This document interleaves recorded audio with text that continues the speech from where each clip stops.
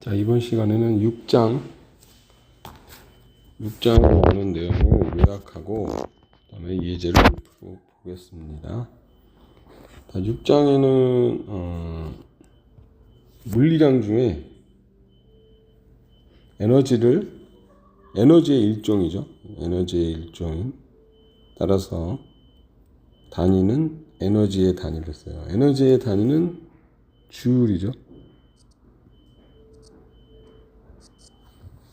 이렇게도 표시하고 보통은 대문자 J로 표시하죠. 자, 그래서 일에 대한 것과 물리학에서 일을 어떻게 정의하는지, 그 다음에 어떤 물체나 입자에 일을 해주게 되면 여러 가지 힘이, 일의 주체는 힘이에요. 항상 여러 가지 힘이 어떤 물체에 가해져서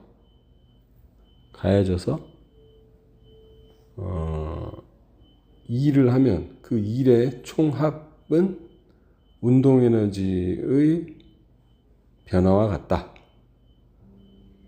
그 일이 이제 음의 일을 할 수도 있고 양의 일을 할 수 있는데, 일이 어떤 물체의 한 일이 알짜일, 그러니까 여러 일의 총합이 알짜일이에요. 알짜일이라고도 하죠. 이런 식으로 나타나면, 이게 플러스 값이면은 운동 에너지의 변화도 플러스고, 그 다음에 이 알짜일이 마이너스면 운동 에너지가 감소한다. 그걸 이제 일 운동 에너지 정리라 그래요. 일 운동 에너지 정리 또는 일 운동 에너지 원리. 그 다음에 위치 에너지라고 그러죠. 우리가 포텐셜 에너지는 이렇게 표시해요. PE 이렇게 표시하고, 운동 에너지와 마찬가지로 단위는 에너지 단위 주울을 써요.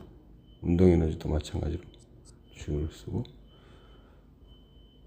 그 다음에 보존력과 비보존력이 있는데, 보존력은 시스템을 이루고 있는 그 구성 그 물체들 또는 입자들 사이에 서로 상호작용에 의한 힘을 얘기하는 거예요. 예를 들어서 질량이 있는 두 물체 사이에는 중력이 작용하죠. 그죠? 그래서 보존력이 예를 들면 몇 가지가 안 돼요. 보존력의 종류는 이 일반 물리책에서 볼 수 있는 거는 중력, 그 다음에 용수철의 복원력, 그 다음에 2학기 때 배우는 전기력 등등 몇 가지가 안 돼요. 그 이외 나머지는 다 비보존력이라고 정의했어요. 그래서 이 포텐셜 에너지, 위치 에너지는 보존력에 의해서만 정의가 돼요. 관계식을 써보면은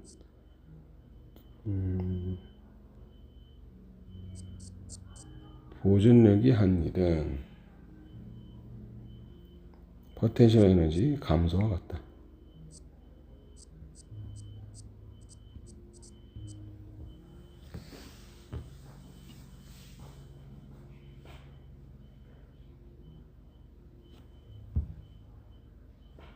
자, 그 다음에 일률. 일률은 초당 얼마나 많은 일을 하는가가 일일이고, 단위는 얼마나 많은 일이니까 얼마나 많은 일 초당 줄 퍼세크, 또는 이제 와트로도 나타내요. 와트.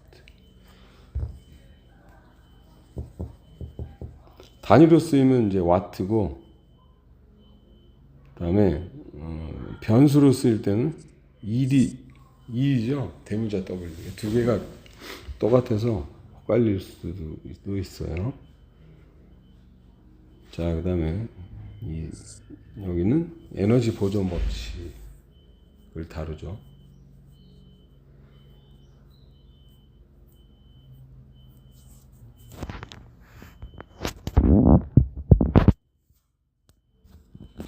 자, 모든 것들을 하기 위해서는 시스템이라는 걸 알아야 돼요. 시스템은 그러니까 이전 챕터들에서 이미 우리가 배웠지만, 다시 한번 정리하자면 시스템이라는 거는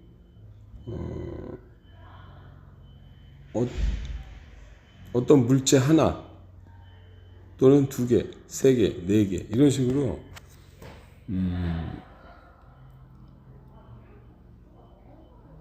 그냥 간단하게 정해지는 거예요. 예를 들어서 지구와 돌멩이를 한 시스템으로 묶을 수도 있고, 또는 뭐 어떤 물체와 물체, 두 물체를 한 시스템으로 묶을 수도 있고, 뭐 3개, 4개, 5개, 6개, 이런 식으로. 그래서 보존력이 일을 한다는 거는 그 시스템 내부에 물체들 사이에 서로 작용하는 힘을 얘기하는 거예요. 그 힘이 일을 했을 때 위치 에너지가 줄어든다는 이야기예요.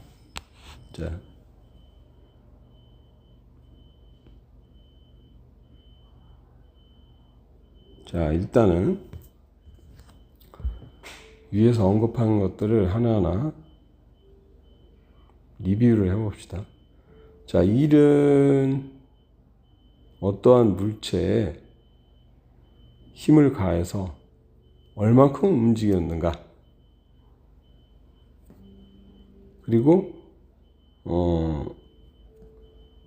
움직인 힘의 방향과 움직인 방향이 같은 방향이면 플러스 1을 한 거고, 그 다음에 반대 방향이다? 힘은 오른쪽으로 줬는데, 예를 들어 상자를 오른쪽으로 밀었는데 이동은 왼쪽으로 한다? 그건 정말 이상한 일이긴 하지만, 그러면은 이 힘 F가 한 일은 마이너스가 되겠죠. 반대방. 그래서 정확하게 이제 정량적으로 나타내면 일 W는 FD 코사인 세타다. 여기서 D는 이동 거리가 되고, 여기 F는 힘의 크기. 일정할 때를 가정한 거예요. 힘이 일정할 때. 여기 보면은 이 사람이 이 상자의 일정한 방향, 그 다음에 일정한 세기를 유지하면서 힘을 계속 가하는 거예요. 그럴 때 상자가 여기 D만큼 이동했을 때까지 한 일이 바로 이렇게 정의된다. FD 코사인 세타. 그 다음에 일의 단위는 에너지 일종이기 때문에 줄이라 그랬죠. 줄. 그 다음에 공식을 보면은 힘 곱하기 거리죠. 그죠? 힘의 단위 곱하기 거리의 단위, 미터. 뉴턴 미터. 뉴턴미터를 줄여서 줄이라고 했어요. 또는 이렇게 글자를 쓰기도 하고. 근데 여기서 좀 특이한 거는 J가 대문자가 아니고 사람 이름인데도 불구하고 대문자가 아니고 소문자다.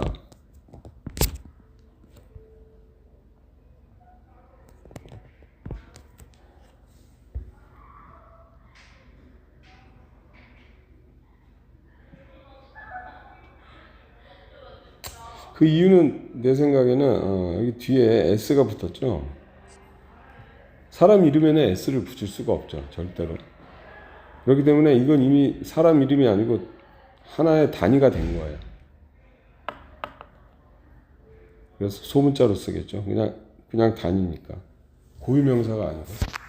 Joules.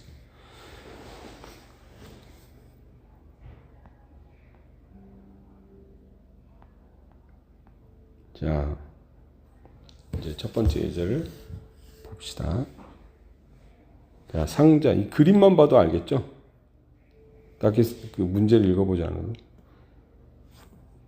상자에 작용하는 각각의 힘이 한 일과 상자에 한 알짜리를 구하시오. 지금 이 상자에 가해지는 힘은 여기 마찰력도 있고, 마찰력. 그 다음에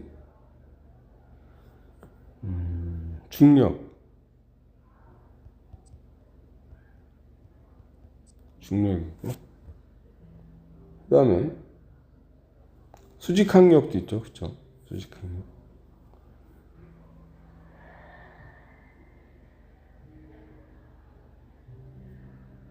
그 다음에 사람이 줄을 매달아서 당기는 사람의 힘이 있죠. 사람.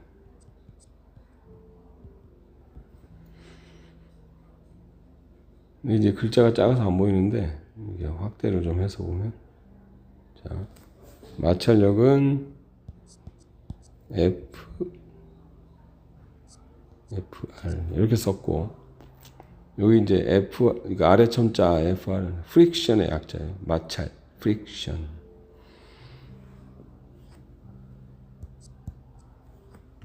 힘이니까 물론 100도. 그 다음에 사람이 아니에요. 여기 P는 사람이라는 뜻이죠. 그 다음에 여기는 중력, mg. 그 다음에 여기 이제 수직항력.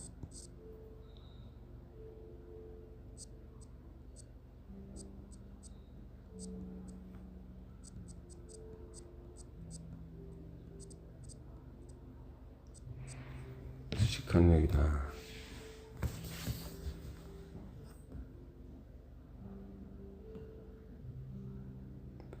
자, 일단 쉬운 거부터 하면은, 자, 중력이 한 일을 이제 여기 G로 표시하면, 중력이 한 일은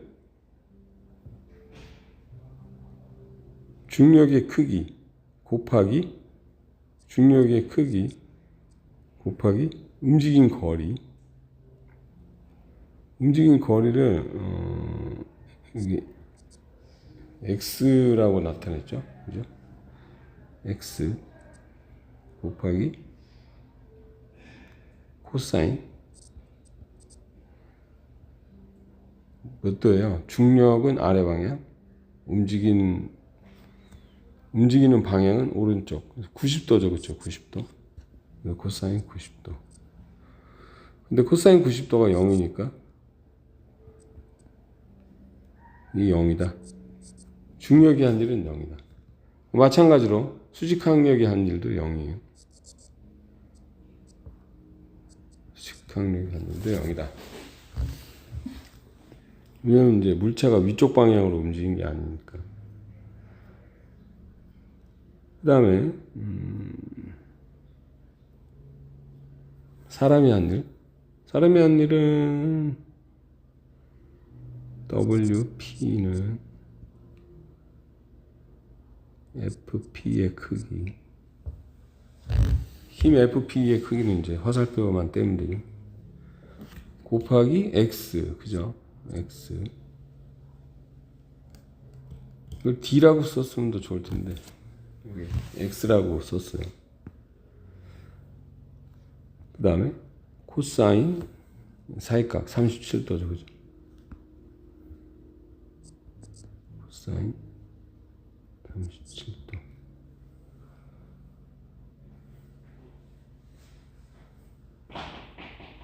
자, 여기 각각의 힘이 한 1이에요. 그 다음에 알자를 구하시오. 그러면은 다 세 개를 다 더하면 되겠죠. 마찰력이 한 일만 남았지. 이제. 마찰력이 한 일. 마찰력이 한 일은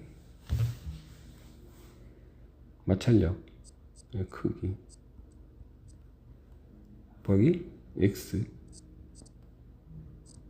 코사인 180도죠? 그죠? 1은 이쪽이, 아니, 이동은 이쪽인데, 마찰력의 방향은 왼쪽, 180도죠? 180도. 코사인 180도. 이게 0이죠, 그죠? 0이 아니네. 마이너스 1이죠, 그죠? 마이너스. 그래서 이게 음의 1을 한 거예요, 마찰력을.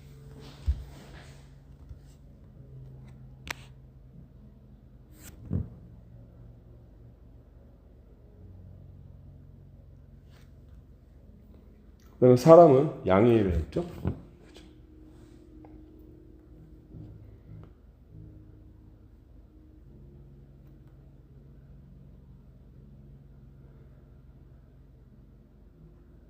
계산은 여기다 다 대입을 해야죠. 주어진 값들을.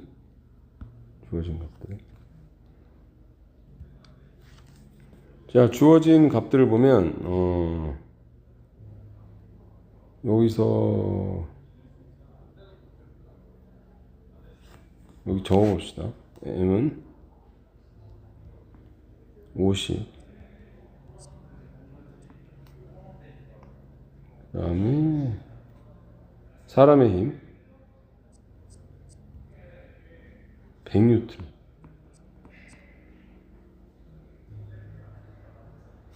그 다음에 이동거리 X는 40m.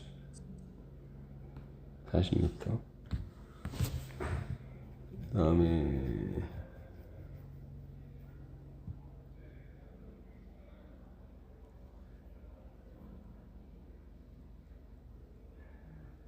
마찰력도, 거기서 봐. 이게 마찰력을 구할 수가,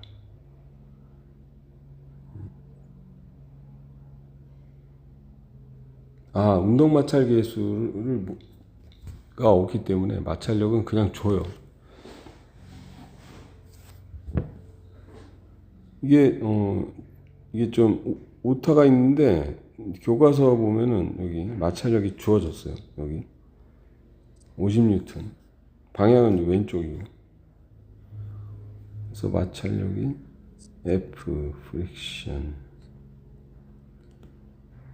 50이다. 마찰력의 F는 50이다. 50N.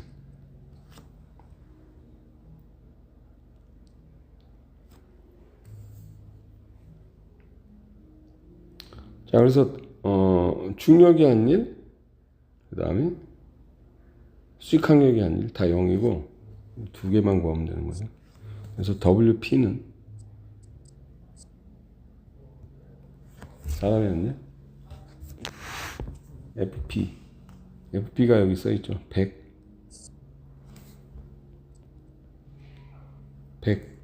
곱하기 여기 X, F가 100이고 X는 40이었죠. 40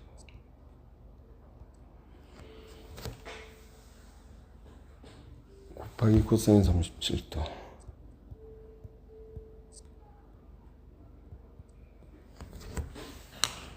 자, 계산기를 이용해서 계산해 봅시다. 계산기. 오케이. 100 곱하기 40 하면 4000, 그죠? 4000 곱하기 코사인 37도. 그래서 이거를 계산기에서 그 각도가 레이디언으로 되어 있는지 아니면 그냥 그냥 도로 되어 있는지. 응?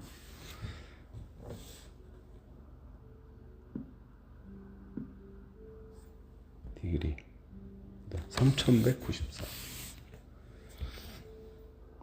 3194 주울이다. 1의 단위는 주울이에요. 그 다음에 마찰력의 한일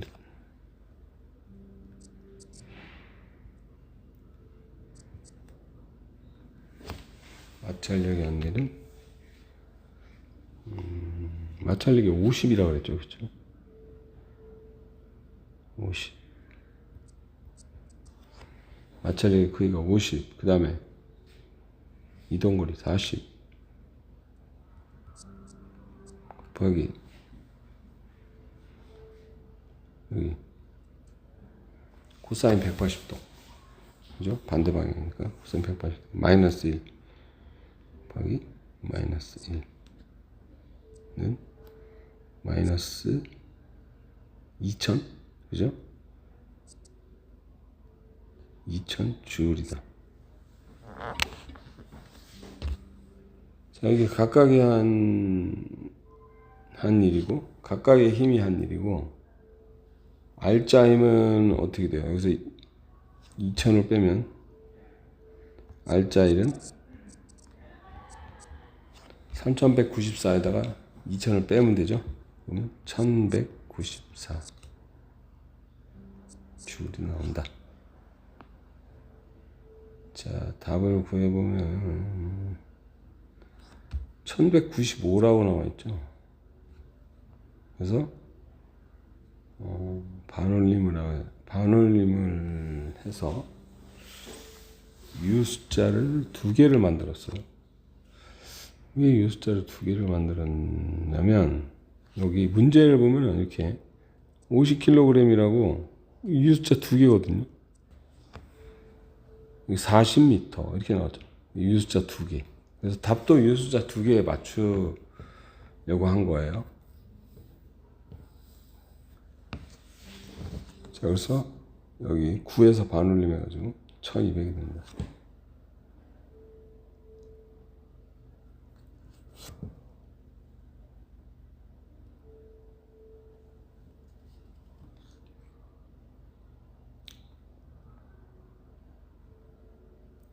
근데 방금 이렇게 내가 문제를 풀면서 근사를 취한 게 하나도 없어요. 다 그대로 썼기 때문에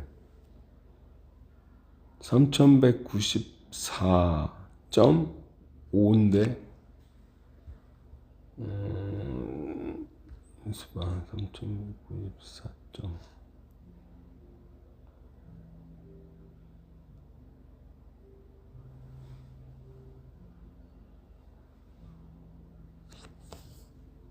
.5를 써놨지. .5.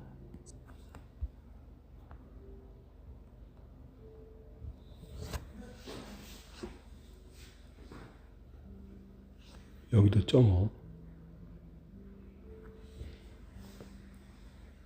자, 그래서 유숫자 2개만 나타내어라. 그럼 그 전 단계에서 반올림을 하면 1200줄 이렇게 나오죠.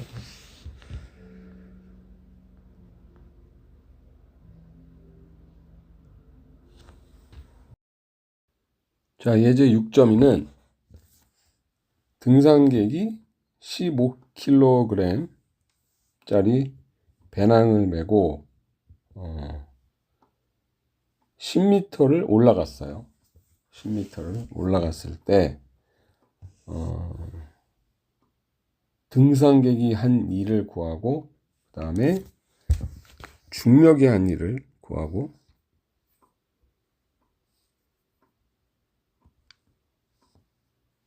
중력이 한 일을 구하고 그 다음에 등산객이 한 일과 중력이 한 일을 더해서 R자일을 구하는 문제예요. 자, 일단 등산객이 한 일을 봅시다. 자, 밑에 보면은 이제 그림이 있어요. 자, 등산객이 거리 D만큼 올라가는데 결과적으로 이제 높이 H만큼 올라가는 거죠. 자, 그러면은 등산객이 힘을 주는데 위쪽 방향으로만 힘을 주고 있어요. 등산객이 만약에 앞쪽으로, 그러니까 이쪽으로 힘을 가했다면은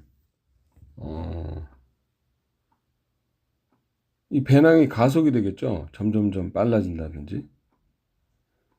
근데 그렇지가 않고 일정한 속력으로 일정한 속력으로 언덕을 올라가고 있어요. 등산객이. 그렇기 때문에 수평 방향으로 가하는 힘은 없어요. 이 수직 방향, 위쪽 방향으로는 이제 중력이 가해지는 거를 버티는 거죠. 그죠? 배낭을 위쪽으로 버티는 거죠. 그리고 배낭 역시 위쪽 방향으로 가속이 되고 있는 게 아니기 때문에 그러니까 배낭이 이쪽 방향으로도 일정한 속도, 그다음에 이쪽 방향으로도 일정한 속도 이렇게 분해를 하자면 서로 수직인 그 두 방향으로 분해를 하자면 그래서 수직 방향으로도 가속이 되지 않고 수평 방향으로도 가속이 되지 않기 때문에 이 수직 방향으로 배낭에 가해지는 수직 방향의 힘은 합이 0이 돼야 되겠죠. 그렇죠? 자, 그래서 이 배낭에 가해지는 수직 방향으로 가해지는 R자 힘을 보면은 아래 방향으로 mg, 그죠? mg. 그다음에 위쪽 방향으로 등산객의 버티는 힘, 그렇죠? 그리고 등산객의 힘과 중력의 힘이 같고 방향이 반대겠죠.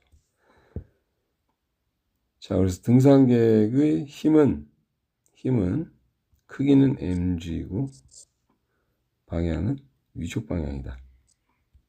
방향은 위쪽 방향이다. 그 다음에 이동 경로를 보면은 어때요? 이동 경로를 보면은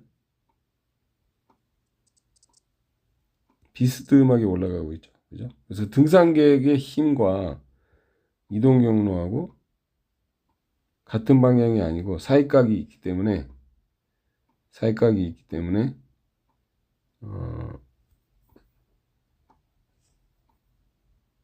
요 각도가 봅시다. 이 각도가 몇인지. 이거는 보면 이게 옷각이라 그래서 이거 똑같죠. 세타죠. 이것도. 그죠? 세타. 옷각이죠. 자, 그래서 등산객이 배낭의 한 일을 계산해 보면은 W 등산객을 하이커라 그러니까 H라고 씁시다. H. 하이커가 배낭의 한 일은 mg 힘의 크기 곱하기 이동 거리 d 그다음에 코사인 세타, 그죠? 사이가 코사인 세타다. 근데 d 코사인 세타가 뭔지 보면은 자, D가 이거 빗변이죠. 그죠? 그 다음에 세타가 여기 있어요. 보통은 여기 있는데 경사면의 각도가 보통은 이제 이 각도로 주어지는데 이번에는 위쪽의 각도로 주어졌어요. 자, 그래서 D 코사인 세타가 의미하는 게 뭐냐면 바로 H예요. H. 왜냐면은 이게 끼인 변은 코사인이라 그랬죠. 그쵸? 끼인 변. 각도를 끼고 있는 변. 이거 기억나죠? 끼코마사. 각도를 끼고 있는 변은 빗변 곱하기 코사인이고, 각도를 마주보고 있는 변은 각도가 마주보고 있는 변은 빗변 곱하기 사인이다. 그런 얘기죠. 자, 그래서 각도를 끼고 있는 변 H는 D 코사인 세타가 되는 거죠. 그죠? 그래서 이거는 H나 마찬가지. 그래서 결과적으로 사람이 한 일은 뭐가 되냐면 MGH가 되겠어요. 이건 어느 각도건 간에 다 이렇게 해당되는 계산이기 때문에 사람이 한 일은 결국에 중력 곱하기 높이가 되겠어요. 중력 곱하기 높이. 일정한 속도로 올라간다고 가정하면, 또는 꼭 일정한 속도로 올라가지 않아도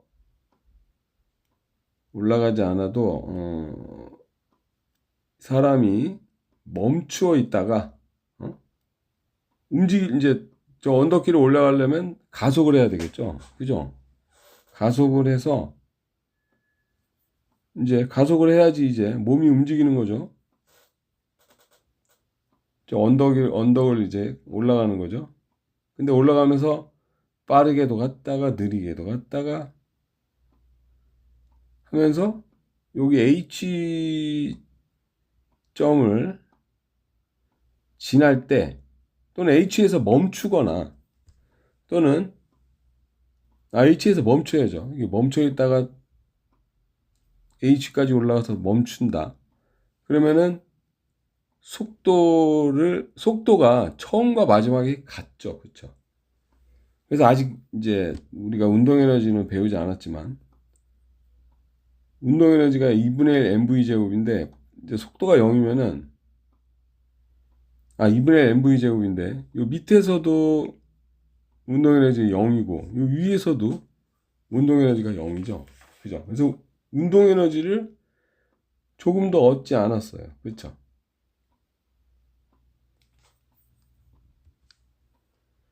그래서 등산객이 이 시스템이라는 거는, 일단 시스템을 정의를 합시다. 시스템은 뭐냐? 바로 배낭과 지구, 그 다음에 그 둘 사이에 작용하는 중력. 이게 시스템이 우리가 정의할 수 있죠. 그렇죠? 그러면은 사람이 이 시스템 안에 있는 배낭을 들고 이렇게 메고 올라간다는 거는 외력에 해당되는 거예요. 외력.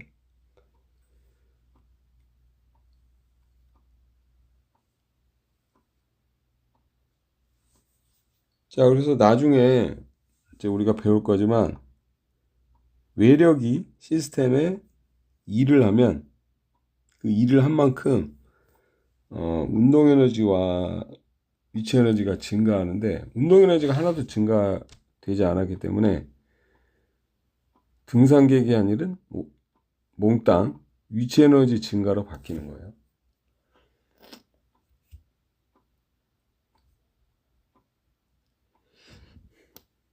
그래서 문제를 굳이 mg d 코사인 세타 이렇게 풀지 않아도 그냥 이 등산객이 한 일은 위치 에너지를 mgh만큼 증가시켰기 때문에 그냥 답이 mgh라고 바로 쓸 수가 있어요. 하지만 지금은 이제 아직 배우지 않았으니까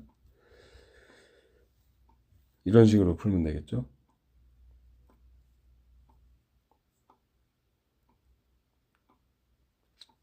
자, 결국엔 어쨌든 등산객이 배낭에 한 일은 mgh다.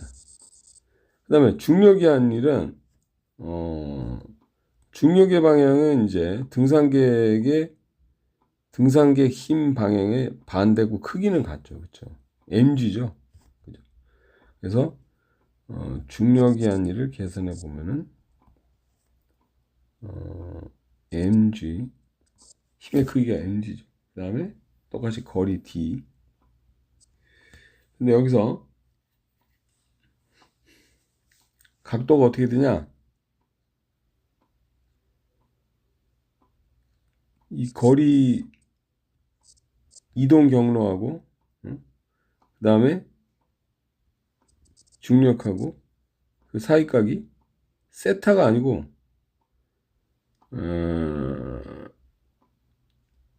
이게 90도에다가 이 각을 더한 거죠. 그렇죠? 90도에다가. 그러면은 이게 몇 도가 되냐?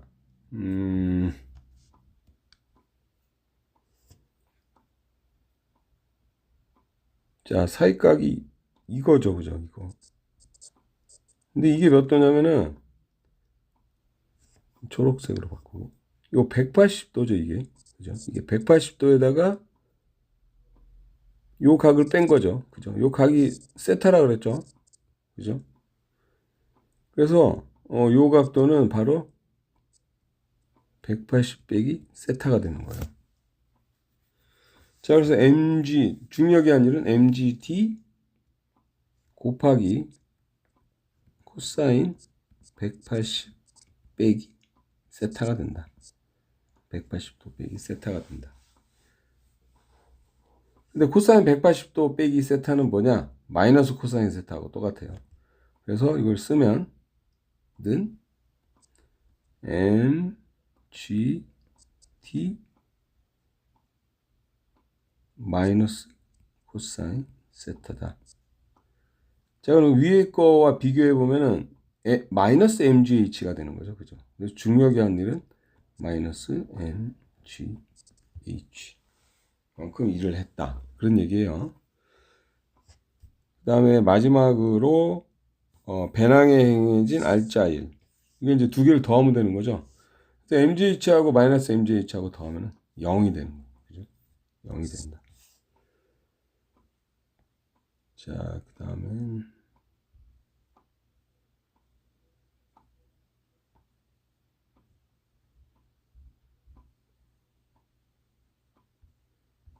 자, 변하는 힘이 한 일.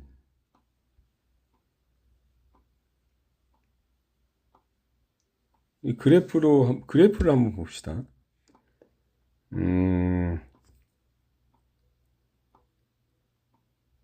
우리가 이제 가정을 하는데 어떻게 가정하냐면 1차원 운동이라고 가정합시다. 1차원 운동이라고 가정하면은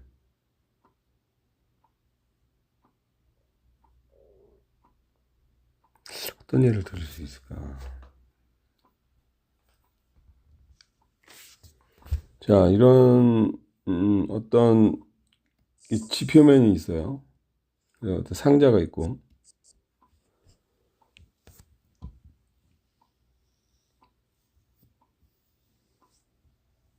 자, 그래서 어떤 사람이 이제 이걸 끄는 거예요. 힘 F를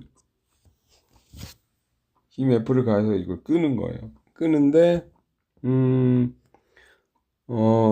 출발할 때는, 여기 약 140 정도 돼요, 얘가.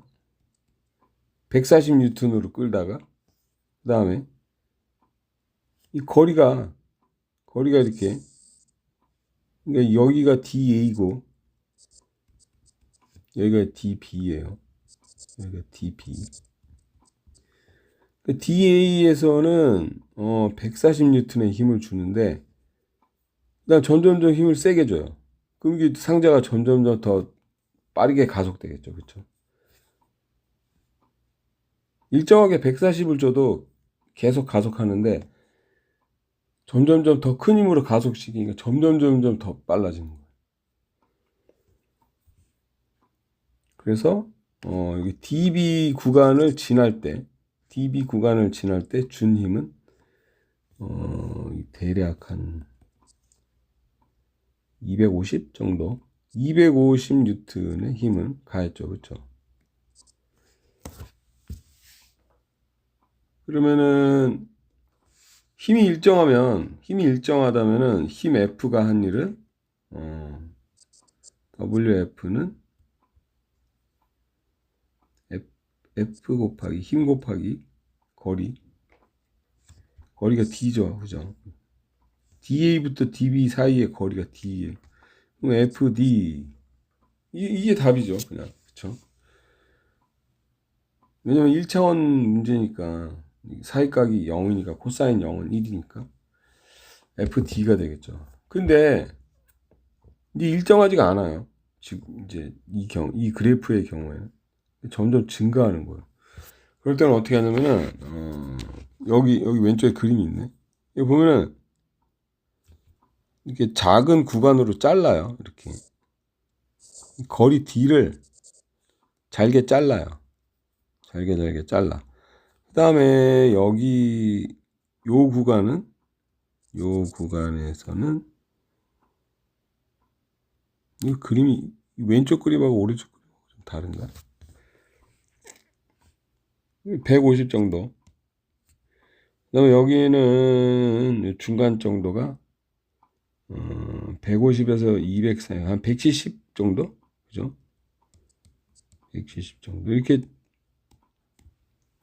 그래서 요 짧은 구간에서는 이게 일정하다고 가정하는 거예요. 일정하다고. 그러면은 요 짧은 구간에서 힘 F가 한 일은 여기 150 뉴턴 곱하기 짧은 구간을 델타 D라고 그럴까요? 델타 D. 그 다음 구간은 더하기 이번에 170이죠. 170. 그죠? 아니 이게 괄호가 아니고 이게 150이라는 얘기인데 괄호로 착각해가지고 괄호로 시험 더하기 이번엔 170 곱하기 델타 D. 여기도 이제 또 다른 델타 D.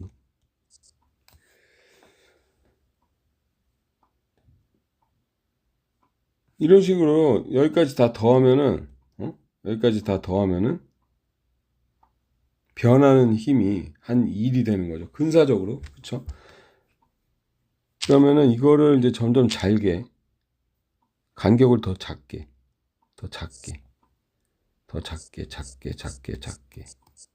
그럼 점점 정확해지는 거예요. 응? 이게 잘게 자르는 거예요. 이렇게 잘게 점점 더 정확해지겠죠. 그렇죠?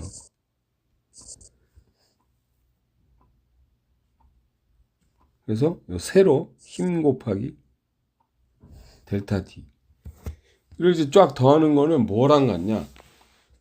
여기 보면은 F가 뭐예요? 이거 높이고 여기 델타 D가 밑변이죠, 그죠? 밑변. 그러니까 이게 요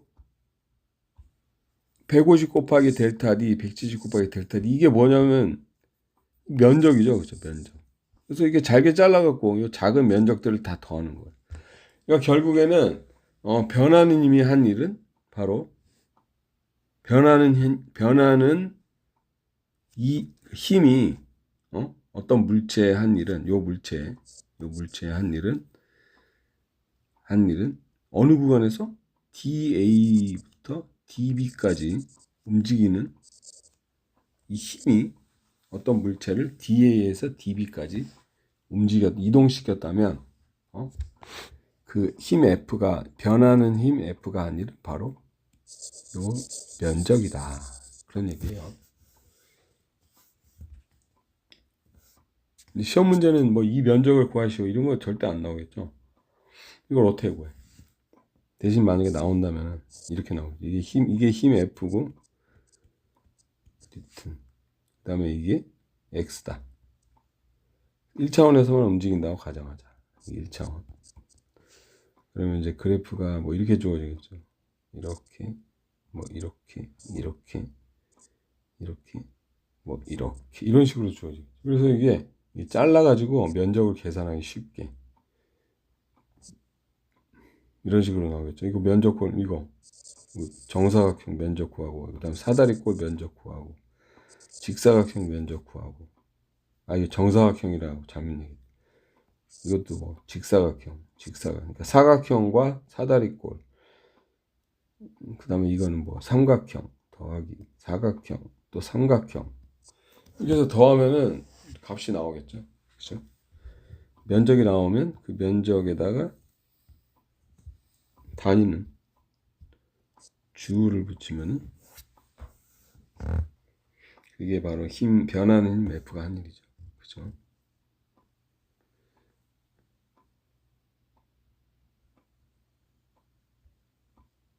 변하는 힘이 한 일에 대한 예제는 없어요.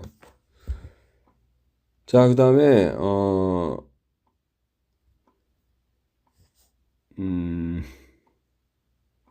제일 처음 등장하는 이제 에너지 보존 법칙인데, 자, 이게 바로 첫 번째로 나오는 가장 중요한 거. 그러니까 다른 그 에너지 보존 법칙들이 다 여기서 시작하는 거야. 이게 뭐냐? 어떤 물체에 뭐 힘이 가해져요. 뭐 이런 힘도 가해지고, 뭐 이런 힘도 가해지고, 이렇게 F1, F2, F3, 뭐 이렇게 힘이 가해져가지고, 뭐 이렇게 이동을 했다. 가정합시다. 여기서부터 여기까지 이동을 했다고. 그러면은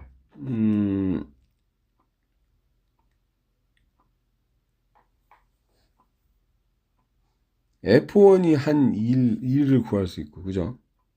F1이 한 1도 구할 수 있고, 그 다음에 F2가 한 1도 구할 수 있고, F3가 한 1도 구할 수 있죠. 그죠? 근데 이걸 다 더하면 그게 뭐랑 같냐? 운동에너지 증가와 같다. 그런 얘기. K2가 이제 운동에너지예요. 키네틱, 운동, 에너지가 에너지죠. 운동 에너지를 K2라고 써요. 그래서 이 물체에 가해진 그 힘들이 한 일을 다 더하는 거를 뭐라 그래요? 알짜일이라고 그러죠. 그죠? 또는 이렇게 표현하게 돼요. 일의 합이다. 이렇게. 이게 알짜일이에요. 이걸 보고 일 운동 에너지 정리 그렇게 얘기해요. 일 운동 에너지 정리.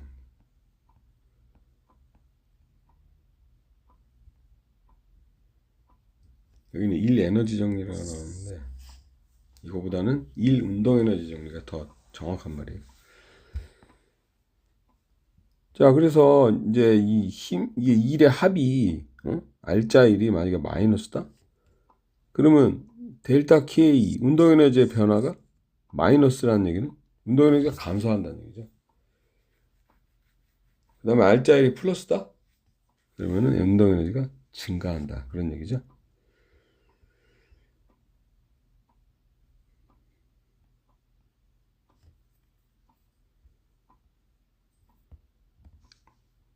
예제 6.3은 너무나 쉬운 문제예요.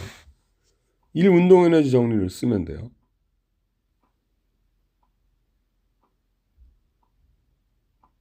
자, 알짜일은 얼마인가? 알짜일은 운동 에너지의 변화라 그러죠. 그죠? 운동 에너지 변화는 나중 운동 에너지 빼기 처음 운동 에너지. 20에서 30m/s로 바뀌었으니까 나중이 30m/s, 처음이 20m/s죠. 그죠? 자, 그리고 자동차 M이 바로 1000이죠. 1000kg이죠. 2분의 1 M 30m 곱하기 30m/s 뭐 MV 어쨌든 이거를 VI라 그러고 VF라 그러면 VF 제곱 빼기 2분의 1 M VI 제곱, 이게 답이죠. 그렇죠? 빼기죠. 변화니까 빼기. 나중 빼기 처음, 이게 변화예요. 또는 이걸 묶어도 돼요. 2분의 1 M이 공통이잖아. 두 항의 공통. 2분의 1 M VF 제곱 빼기 VI의 제곱. 이렇게.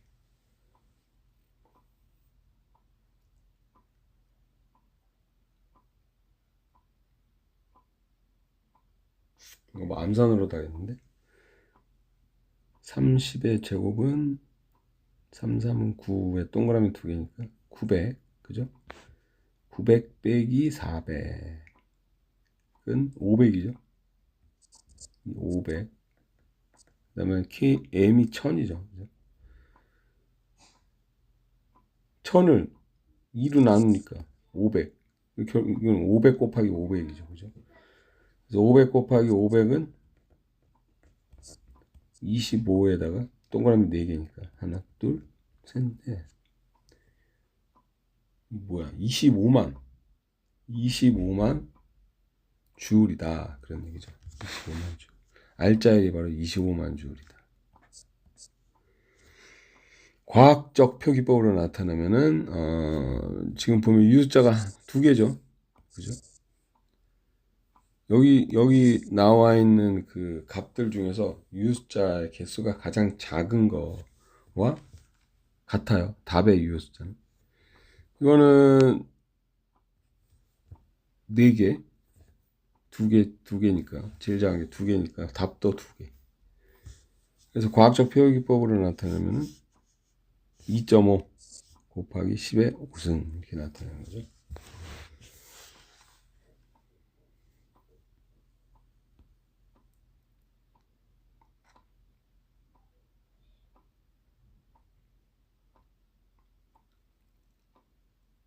자, 포텐셜 에너지, 이 위치 에너지죠. 위치 에너지는, 자, 여기서 중요한 게 운동 에너지는 운동 에너지의 주인은 물체예요. 물체 또는 입자. 하지만 포텐셜 에너지, 위치 에너지의 주인은 물체가 아니고 시스템이에요. 시스템.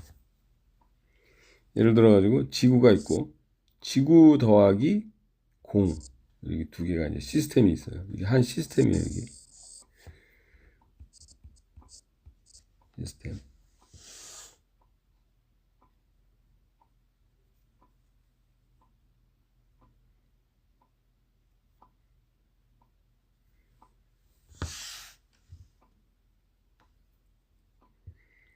자, 지구하고 공하고 지표면에서 이제 h만큼 떨어져 있으면 mgh가 이 시스템의 위치 에너지가 되는 거예요. 이게 공의 위치 에너지도 아니고 지구의 위치 에너지도 아니고 이 시스템의 위치 에너지. 왜냐? 둘 중에 하나가 없으면 뭐 에너지가 그냥 없어지는 거죠. 그죠? 공 혼자서 누가 이렇게 h만큼 공이 여기 있던 공을 여기 위로 올렸어. 그럼 그 공을 놓으면은 이 공이 뭐 움직여? 하나도 안 움직이죠. 그죠? 포텐셜 에너지라는 거는 일을 할 수 있는 능력이에요. 일을 할 수 있는 능력. 저장해 놓았다가 그걸 놓으면 에너지가 방출이 되는 거예요. 운동 에너지로 변한다든가 등등. 근데 지구 혼자 또는 공 혼자 위치를 이렇게 바꿨다가 그걸 놓으면 그냥 가만히 있겠죠. 그죠? 둘이 같이 있어야지만 생기는 게 바로 위치 에너지다.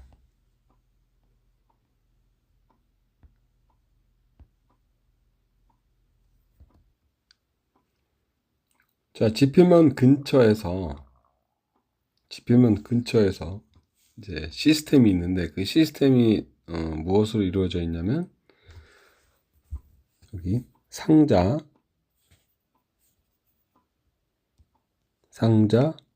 지구, 그다음에 상자와 지구 사이의 중력, 그 이제 내부 힘이라 그래요. 나중에 이제 보존력이라고 불리기도 해요. 보존력.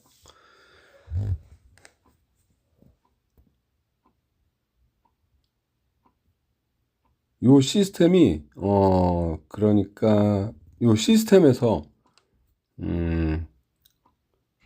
요 상자가 지구의 표면에서 멀리 이렇게 떨어져 있지 않을 때 그때 중력의 크기는 mg예요. mg.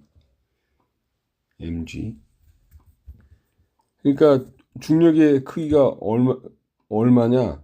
예를 들어서 질량 m인 공이 있다. 그러면 이 공에 가해지는 중력이 얼마냐? 그럼 우리가 보통 mg라 그러죠, 그죠? mg. 근데 그 mg는 지표면에서만 그런 거지. 뭐 하늘 높이 올라가서 거기서는 mg가 아니에요, 더 이상. mg보다 더 작아지지. 근데 지구 반지름이 워낙 크기 때문에 웬만큼 올라가서는 거의 mg와 같아요. 뭐 에베레스트 산 꼭대기까지 올라가도 거의 변화가 없을 만큼, 뭐 거의 없다는 거는 좀 그렇고 이렇게 눈에 띄게 뭐 바뀐다든가 그렇지 않아요. 설사 에베레스트 산 꼭대기 올라간다고 쳐도. 자, 그래서 이 지표면에서 뭐 이렇게 실험실에서 이렇게 뭐 상자를 들었다 올렸다, 이건 뭐 전혀 변화가 없는 거나 마찬가지예요. 자, 그런 장소에서 시스템이 갖는 포텐셜 에너지, 중력 포텐셜 에너지에 대해서 알아봅시다. 자, 중력이라는 거는 상자를 밑으로 끌어당기죠. 그쵸? 물론 상자도 지구를 이제 같은 힘으로 위로 끌어당기지만 지구는 너무 무거우니까 뭐 끌려오지도 않죠. 그죠? 사실은 끌려가는데 아주 조금이라도 이렇게 가속이 조금이라도 있을 거 아니야. 그런데 그 가속하기도 전에 그냥 이게 달라붙죠. 그죠? 상자가 지표면에 떨어지면서 이렇게 달라붙죠. 달라붙는 걸 우리는 보통 떨어진다 그러죠. 그죠? 그래서 상자만 움직이는 거나 마찬가지죠. 자, 그래서 상자에 가해지는 중력은 아래 방향이에요. 아래 방향. 근데 그거에 반대로 힘을 가해서 거꾸로 위로 올려주는 거예요. 그러니까 중력이라는 거는 그 시스템의 성질은 상자가 지구와 멀리 떨어지면은 그 상자를 지구가 끌어당겨서 이렇게 붙여놓으려는 성질이 있는데 그걸 이제 반대로 하는 거예요. 외부에 시스템에 속해 있지 않은 요 시스템에 속해 있지 않은 그 외부의 힘이 손이 이제 쑥 들어가가지고 이렇게 외부에 이제 손이 이제 쑥 들어가가지고 이거 외부죠 이거. 그래서 이거를 외부의 힘을 EXT external force라 그래요. external force. 그래서 이제 외력이 이 손이 이제 시스템 안으로 들어가가지고 상자를 들어 올리는 거예요. 들어 올리는데 중력에 반해서. 그래서 그래서 어떻게 들어오는지 이제 봅시다. 자, 이게 여기가 바닥이에요. 여기가 이제 바닥인데, 바닥에서 상자를 들어올리려면은, 중력보다 큰 힘을 줘야겠죠? 그죠? 중력보다 큰 힘을 주면은, 이게 가속을 하겠죠? 그쵸? 알짜임이 0이 아니면 무조건 가속하는 거예요. 알짜임이 0이면 일정한 속도로 이렇게 가는 거고, 멈춰 있는 거는 계속 멈춰 있고, 가던 거는 계속 하고, 알짜임이 0이면.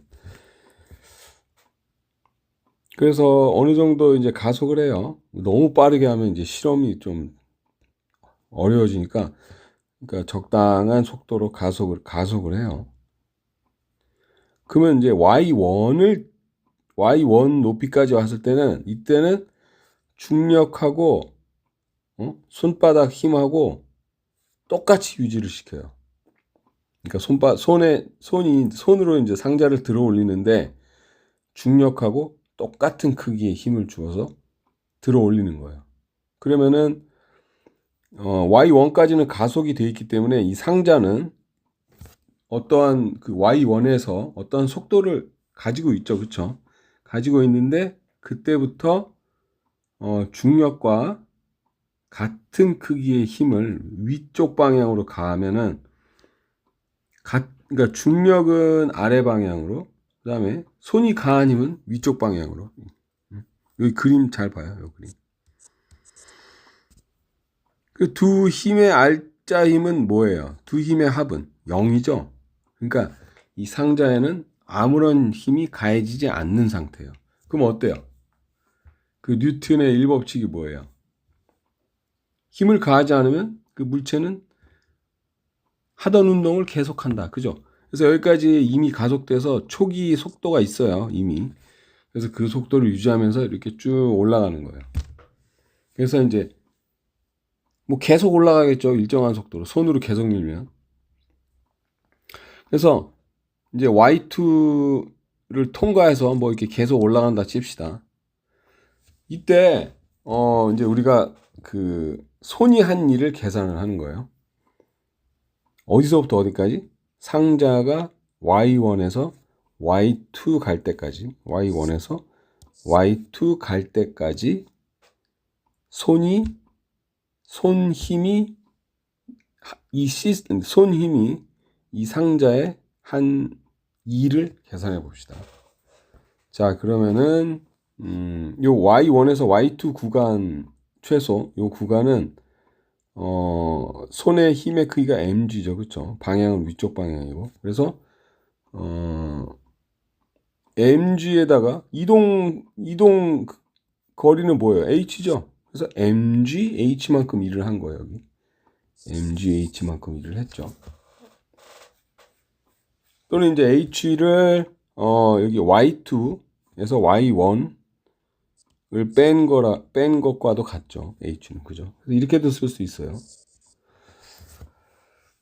자, 그래서 외력이 y1에서 y2까지 일을 했는데 외력이 이 시스템에 양의 일을 했죠. 그렇죠? 왜냐면 이제 손의 힘 방향도 위쪽이고 상자가 움직인 방향도 위쪽이죠. 그죠? 그래서 양의 일을 했으므로 이 시스템의 에너지가 증가해야 돼요. 구체적으로 얘기하면 시스템의 역학적 에너지가 증가해야 돼요.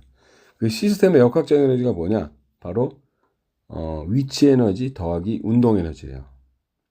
근데 Y1에 비해서 Y2에 있을 때, 상자가 Y1 있을 때하고 Y2 있을 때하고 어때요? 속도가 이 속도를 계속 유지했죠. 그렇죠? VI를 유지했죠. 그러니까 속도 증가는 하나도 없어요. 그래서 그렇다는 얘기는 그러니까 운동 에너지의 증가는 전혀 없어요. 그러면은 그럼 도대체 무슨 에너지를 증가시킨 거야? 시스템에 숨겨진 그런 에너지가 있는데 그 어떠한 그 에너지를 증가시켰는데 그 이름을 우리 포텐셜 에너지라고 하자. 그리고 그 에너지의 크기는 외력이 일을 한 만큼 증가한다고 정의를 한 거예요. 이게 처음에. 자, 그래서 외력의 크기만큼 포텐셜 에너지가 증가한다고 본 거예요. 즉 외력이 플러스 1을 하면 우변도 플러스가 돼야 되겠죠. 그렇죠? 이 델타가 붙으면 뭐라 그랬어요? 나중 빼기 처음이라 그랬죠? 나중 빼기 처음이 양수라는 거는 나중이 처음보다 크다는 얘기죠. 그러니까 그게 증가예요. 그러니까 델타가 플러스면은 증가예요. 자, 그래서 외력이 시스템에 양의 일을 하면 그 시스템에 에너지가 증가하는데, 만약에 운동 에너지가 하나도 증가하지 않았다? 그럼 바로 위치 에너지가 증가한 것이다 하고 이렇게 정의를 했어요. 그리고 중력이 한 일을 계산해 보니까 중력이 한 일은 일의 크기는 똑같겠죠. 그렇죠? 왜냐면 중력의 크기는 mg고 그 다음에 이동거리가 h인데 방향은 어때요? 사이각이 중력은 아랫방향이고 이동 방향은 위쪽 방향이니까 180도잖아. 그죠? 그래서 코사인 180도니까 이게 마이너스 1이죠. 그죠? 그래서 마이너스 mgh가 된다. 자, 그래서 중력 포텐셜 에너지 정의가 뭐냐? 바로 시스템의 내부 힘 또는 시스템의 내부 힘을 뭐라 그러냐면은 물체 사이의 그 상호작용에 의한 힘을 뭐라 그러냐면 보존력이라고 그래요. 보존력. 그래서 그거를 어떻게 쓰냐면은 FC라고 써요. C는 이제 보존이란 뜻이에요. 컨설버티브 해서 보존되는 그런 뜻이에요. 그래서 보존력이 한 일은 바로 보존력이 일을 하면, 보존력이 일을 했다는 건 뭐예요? 손으로 이만큼 들어 올렸다가 손으로 여기까지 들어 올렸다가 손을 놓으면 어떻게 돼요? 이게 다시 떨어지죠. 그렇죠? 떨어지면서 저장해놨던 포텐셜 에너지가 어떻게 돼요? 감소하죠. 그렇죠?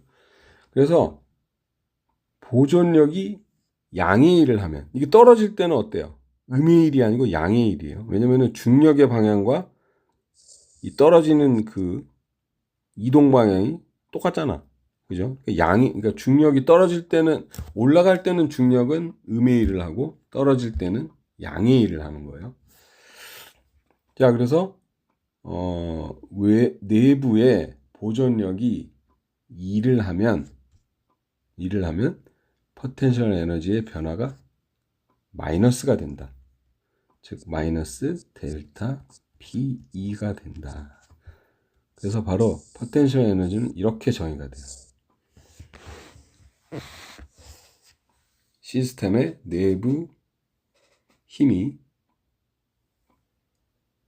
양의 일을 하면 포텐셜 에너지가 그 일한 만큼 감소하고, 또는 포텐셜 에너지가 내부의 그 예를 들어서 중력이 음의 일을 하면, 음의 일은 언제 하는 거예요?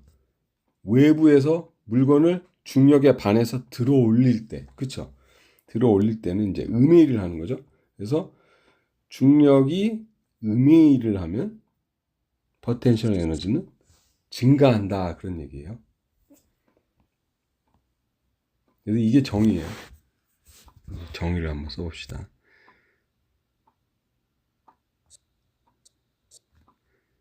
내부